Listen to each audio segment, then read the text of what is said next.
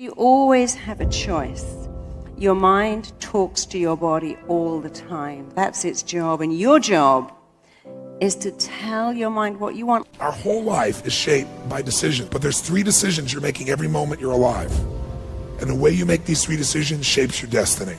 First decision we're all making every moment is, what are you going to focus on? And the second question you got to decide, every moment you're alive, and including this moment, what are you going to focus on? Second question is, as you're focusing on, what does this mean? What does it mean? And then the final, most important decision you make every moment you're alive, what am I going to do? You're prepared, there is no fear. There is no fear of failure, okay? Because even if you've walked out of something and you feel like you failed at it, your preparation is so strong that you're going to take that failure and turn it into the outcome you desire. Just keep going. Find that thing you love, because it's tough work. And my father gave me this advice when I said I wanted to be an actor. He said, have a backup profession like welding.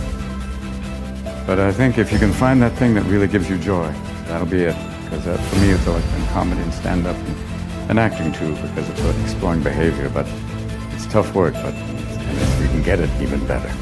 Action. Got to take action. Otherwise, the wisdom is wasted. Otherwise, the emotion soon passes. Unless you put it into a disciplined activity. Capture. Discipline is called how to capture the emotion and how to capture the wisdom and translate it into equity. Disciplines. All disciplines affect each other. In fact, here's a good philosophical phrase. Everything affects everything else. Nothing stands alone. Don't be naive in saying, well, this doesn't matter. I'm telling you, everything matters. There are some things that matter more than others, but there isn't anything that doesn't matter. Every letdown affects the rest of your performance. If you don't take the walk around the block, you probably won't do the apple a day. If you don't do the apple a day, you probably won't start building your library. If you don't build your library, you probably won't keep a journal, and you won't take pictures, and you won't do this, you won't do wise things with your money, you won't do wise things with your time, won't do wise things with your possibilities and relationships, and the first thing you know, 6 years of that accumulated, and we say you have messed up.